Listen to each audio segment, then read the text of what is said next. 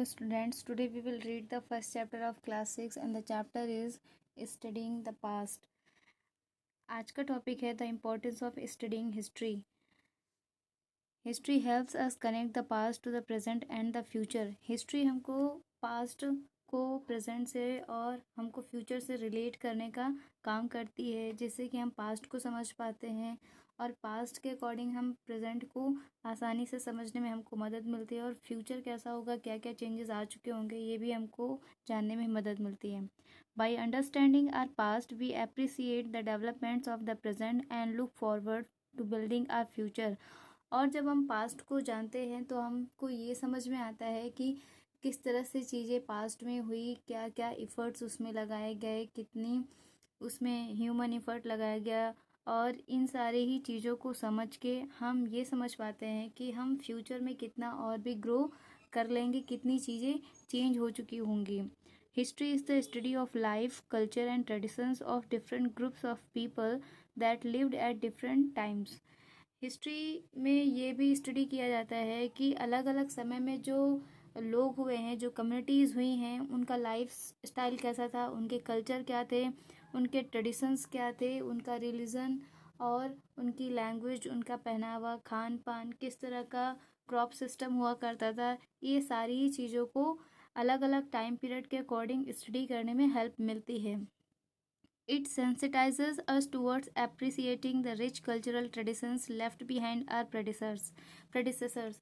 जो हमारे predecessors थे, जो हमारे पूर्वज हुआ करते थे, उन्होंने क्या क्या किया हमारे लिए, और उन्होंने जो संस्कृति सभ्यताएं बनाई हैं, रीति रिवाज बनाए हैं, जिनको आज भी हम कहीं ना कहीं फॉलो करते चले आ रहे हैं, तो इन सारी चीज़ों को जानने में मदद मिलती है इतिहास को पढ़ने से. History is also useful for people involved in different professions and skills like architects, engineers, sculptors, weavers, and artists because they can include traditional styles and ideas in their work. History और भी लोगों के लिए important है, जैसे कि जो architects होते हैं, जो इंजीनियर्स होते हैं, जो स्कल्पचर्स होते हैं, और वीवर्स और आर्टिस्ट होते हैं, इनके लिए भी हिस्ट्री बहुत इम्पॉर्टेंट है, क्योंकि ये जो भी क्रिएट करते हैं उस क्रिएटिविटी में ये हमारे ट्रेडिशंस को शो करते हैं, हमारे कल्चर, हमारे रिलीजन से इंस्पायर्ड चीज़ों को अपने प्रोडक्ट में, अपने जो भी ये बनाते हैं उसमें ये दिखा सकते हैं, जिससे कि क्या होता है कि हम अपने इतिहास को और भी आगे तक ले जा सकते हैं. We learn many interesting things from history. हम को बहुत सारे फैक्ट्स जानने को मिलते हैं इतिहास से. The ancient Egyptians invented toothpaste. जो प्राचीन इजिप्शियन मिस्रवासी थे, उन्होंने टूथपेस्ट इन्वेंट किया. The world's oldest dress was found in Egypt and it is 5000 years old. दुनिया की सबसे पुरानी जो ड्रेस मिली थी वो मिली थी इजिप्ट में, और ये लगभग 5000 साल पुरानी थी. History helps environmentalists understand the reasons for the depletion of natural resources over a period of time and think about remedial measures to sustain our environment. जो इन्वायरमेंटलिस्ट होते हैं, जो पर्यावरणविद होते हैं, उनको इतिहास को पढ़कर ये समझने में मदद मिलती है कि जो नेचुरल रिसोर्सेज जो ख़त्म हुए पास्ट में, वो किस रीज़न से ख़त्म हुए, उनके डिप्लीशन का मेन रीज़न क्या था, और ये जो इन्वायरमेंट रिसोर्सेज का सस्टेन करना है, हमको बचा के चलना है, तो इनको क्या, किस तरह से क्या एक्टिविटीज़ होनी चाहिए ह्यूमन बींग्स की, और क्या करना चाहिए, क्या क्या प्रोसीजर्स को फॉलो करना चाहिए, जिससे हम इन नेचुरल रिसोर्सेज को बचाते हुए चल सकें. The study of history helps us to develop a questioning mind and a broad vision. History को पढ़ने से क्वेश्चनिंग माइंड डेवलप होता है. क्वेश्चनिंग माइंड का मतलब ये है कि अगर कोई इंसिडेंट हुआ है तो क्यों हुआ है, किस रीज़न से हुआ है, उसके होने के क्या क्या रीजंस थे, किन रीजंस को फॉलो करके, किन वेज को फॉलो करके ये जो इंसिडेंट था, अगर इसके बैड आउटकम्स थे तो उसको हम किस तरह से टाल सकते थे, और इस जो इंसिडेंट था उसमें कौन कौन से लोग इन्वॉल्व थे, वो कहाँ से बिलोंग करते थे, उस समय का कल्चर, रिलीजन, और वहाँ की सोसाइटी, वहाँ का डेवलपमेंट कैसा था. इन सारी ही चीज़ों को पढ़ने में मदद मिलती है, और हमारा जो माइंड है, सोचने का तरीका है, वो भी बहुत बढ़ता है. As it is not limited to a particular aspect but includes various topics like economy, education, politics, society and many more. History में क्या है, सिर्फ एक एस्पेक्ट तो हम पढ़ते नहीं, उसमें हम अगर किसी इंसिडेंट को पढ़ रहे हैं तो उस इंसिडेंट से रिलेटेड उस सोसाइटी को, वहाँ के जो भी जितने भी लेवल्स होते हैं, चाहे वो इकोनॉमिक फैक्टर ले लीजिए, चाहे वो एजुकेशन फैक्टर ले लीजिए, चाहे वो पॉलिटिक्स ले लीजिए, चाहे सोसाइटी ले लीजिए, इन सभी एस्पेक्ट में हम उस सोसाइटी को पढ़ते हैं, उसको समझते हैं। कोई इंसिडेंट हुआ है तो उसके होने का रीज़न क्या है, उसके क्या आउटकम है, इन सारी ही चीज़ों को कंप्लीट स्टडी करने में हमको हेल्प होती है। किससे?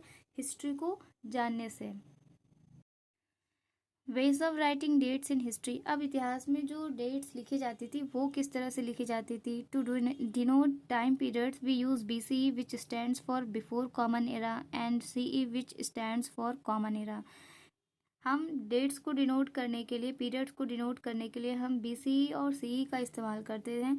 और BCE का मतलब होता है बिफोर कॉमन एरा और CE का मतलब होता है common era.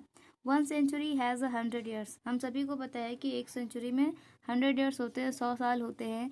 The first century CE started on 1 January First CE and ended on 31st December 100 CE, while the 15th century comprises the period between the years 1401 CE and 1500 CE. जो पहली century होती है वो 1 जनवरी से start होती है और ख़त्म कब होगी? 31 दिसंबर को। तो इस तरह से ये फर्स्ट CE से लेकर 100 CE तक चलता है। और 15 सेंचुरी का बात करें तो 15 सेंचुरी जो है वो टाइम पीरियड चलेगा 1401 CE से लेकर 1500 CE तक। टाइमलाइन के बारे में यहाँ पर बताया गया है, अ timeline helps us understand history. Timeline से हमको इतिहास को समझने में मदद मिलती है। अब किस तरह से मदद मिलती है? It helps us to understand what happened when, how much time passed between different events and most importantly it helps us to put events and instances in the order of their occurrence. This is also termed as chronology. तो हमको ये इस तरह से समझने में मिलती है हेल्प कि कोई इंसिडेंट कब हुआ। यहाँ पर डेट दिया रहेगा और डेट के साथ इवेंट्स भी दिए रहते हैं टाइमलाइन में।